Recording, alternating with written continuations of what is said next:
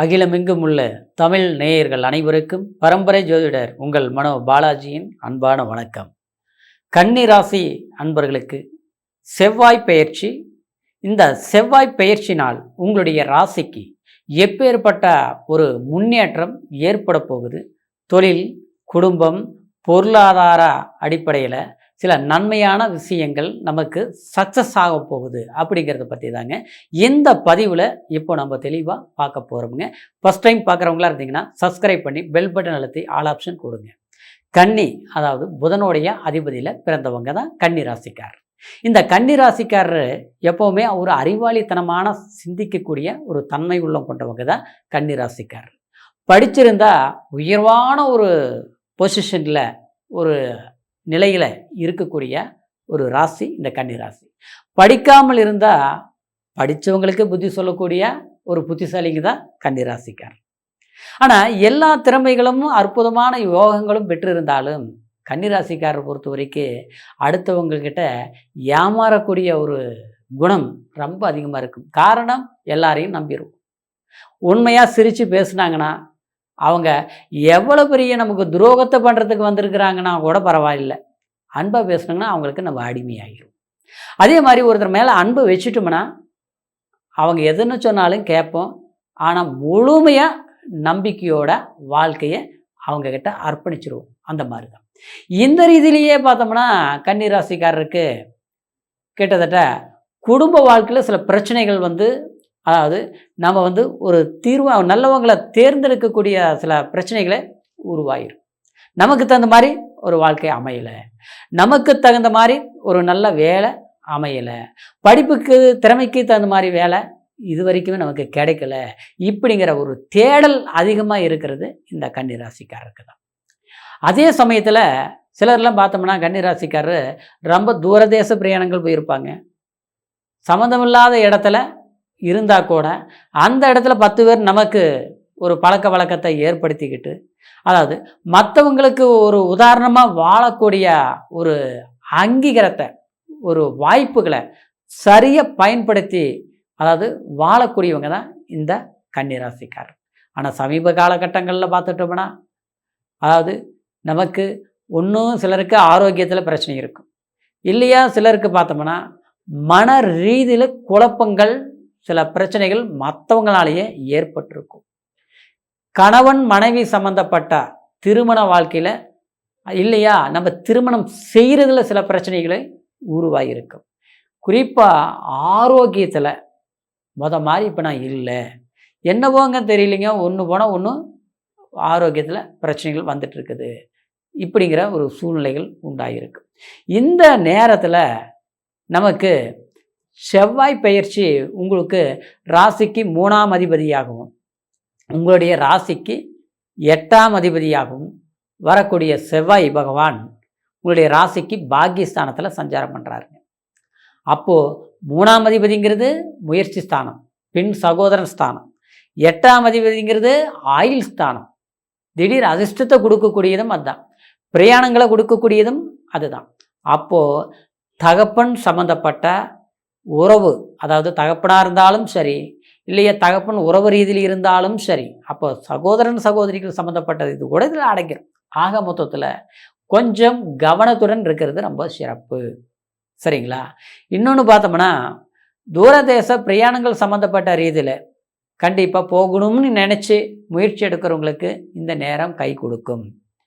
இன்னொன்று, அதாவது நம்மளுடைய தகப்பன் உறவு முறையில் சம்மந்தமான சில பூமி சம்மந்தமான சில விஷயங்களை நம்ம கலார்படுத்தணும்னாலும், இல்லை பூர்வீகத்தில் போய் நம்ம சில வேலைப்பாடுகளும் செய்யணுங்கிறவங்களுக்கு கண்டிப்பாக இந்த நேரத்தில் செய்தோம்னா அதுக்கு சாதகமான சில வாய்ப்புகள் உருவாகும். இந்த செவ்வாய்க்கு 4 அதாவது 3 பலம், அதாவது பார்வை பலம் உண்டு. அதாவது 4, 7, 8. இந்த செவ்வாய் 4ஆம் பார்வை அதாவது உங்களுடைய ராசியை 12ஆம் பாவகத்தை பார்க்குது. அப்போது வீடு கட்டுறது, இடம் வாங்கிறது, கிரையம் பண்ணுறது, அது மட்டும் இல்லை 7ஆம் பார்வையாக அதாவது உங்களுடைய ராசிக்கு 3ஆம் இடத்தை பார்க்கறதுனால கண்டிப்பாக அதாவது விரயங்களும் கூட செய்கிறது சில லாபகரமான சில விஷயங்கள் உருவாக்கும். அப்படின்னா ஒரு இடம் இருக்குது விற்கலாம், ஒரு வீடு இருக்குது இது விற்றுட்டு நம்ம ஏதாவது ஒன்று வேறு பண்ணலாம் அப்படின்னு நினச்சிட்டு முயற்சி எடுத்துகிட்டு இருந்திருப்பீங்க. செய்ய முடியாமல் இருந்தது பார்த்தீங்களா, அந்த மாதிரி வேலைகளை இந்த நேரத்தில் செய்யலாம்.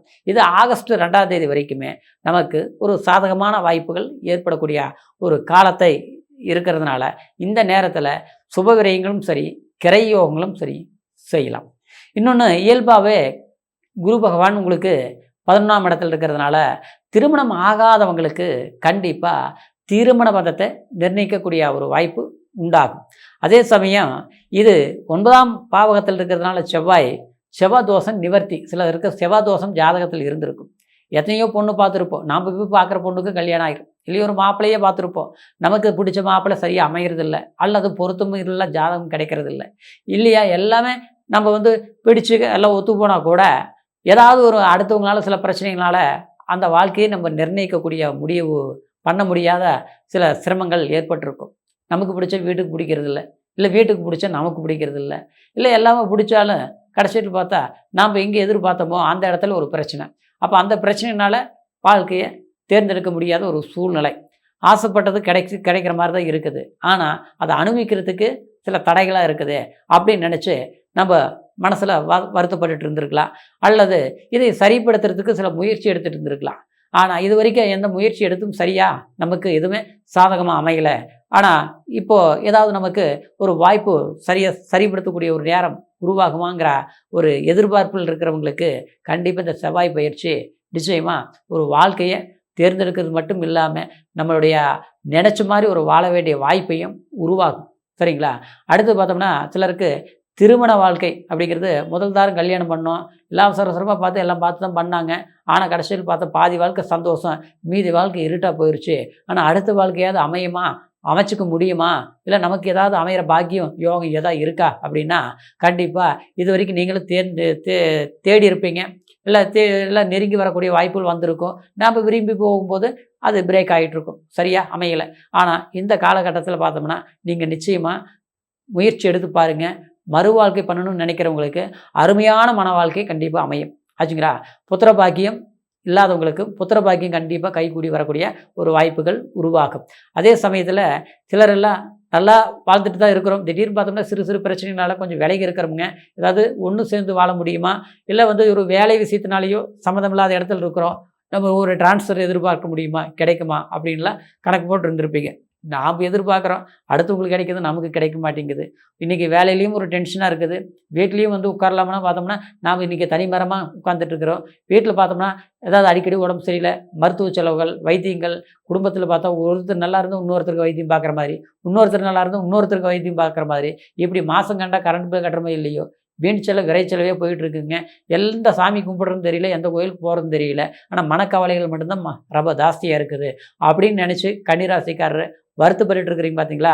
உங்களுக்கு இந்த செவ்வாய் பயிற்சி பாக்கிய செவ்வாய் கண்டிப்பாக பாதகங்களை குறைச்சி நன்மைகளை அதிகரித்து உங்களுக்கு மனசுக்கு உண்டான ஒரு பிடிச்ச சில நல்ல விஷயங்கள் எல்லாமே உங்களுக்கு கைகூடி வரக்கூடிய ஒரு சந்தர்ப்ப காலகட்டம் தான் இந்த ஜூன் மாதம் 20ஆம் தேதியிலிருந்து ஆகஸ்ட் 2ஆம் தேதி வரைக்குமே சில வாய்ப்புகள் உங்களுக்கு கைகூடி வரும். இப்போ இந்த நேரத்தில் சரியாக முயற்சி எடுங்க.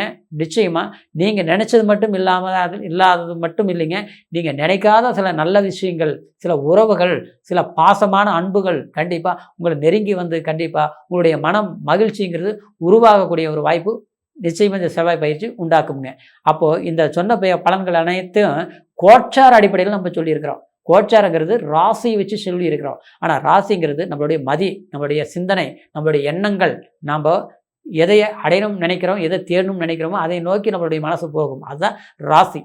ஆனால் எது கிடைக்கணும்னு இருக்குது, எந்த அளவுக்கு இருக்குது அப்படிங்கிறது எல்லாமே நிர்ணயம் பண்ணுறது லக்னம், அது தசாபுத்தி. அப்போது உங்களுடைய பிறப்பு ஜனன ஜாதகத்தில் தான் உங்கள் முழுமையான பலன்கள், இன்னுமே நம்ம கூடுதலாக பலன்களை நம்ம தெரிஞ்சுக்க முடியுங்கிறதுனால இது வரைக்கும் உங்களுடைய ஜாதகத்தை நீங்கள் பார்க்காமல் இருந்து இப்போ நீங்கள் பார்க்கணும்னு நீங்கள் நினச்சிங்கன்னா எந்த தேசத்தில் இருந்தாலும் பரவாயில்லைங்க, சரிங்களா. ஆன்லைன் மூலிமா கூட உங்களுடைய ஜாதகத்தில் என்னென்ன யோகங்கள் இருக்குது, எந்த மாதிரி தசா புத்திகள் நடந்துட்டு இருக்குது, இந்த நேரத்தில் குடும்ப வாழ்க்கை எப்படி இருக்கோ, மன வாழ்க்கை சம்மந்தப்பட்ட சந்தோஷமான சில விஷயங்கள் எப்படி கைகூடி வரும், அதே நேரத்தில் நம்மளுடைய கல்வி, நம்ம எதிர்காலத்து தேவையான சில படிப்பு சார்ந்த விஷயங்கள் படிச்சிருப்போம் அல்லது படிக்கணும்னு ஆசைப்படுவோம், சரிங்களா.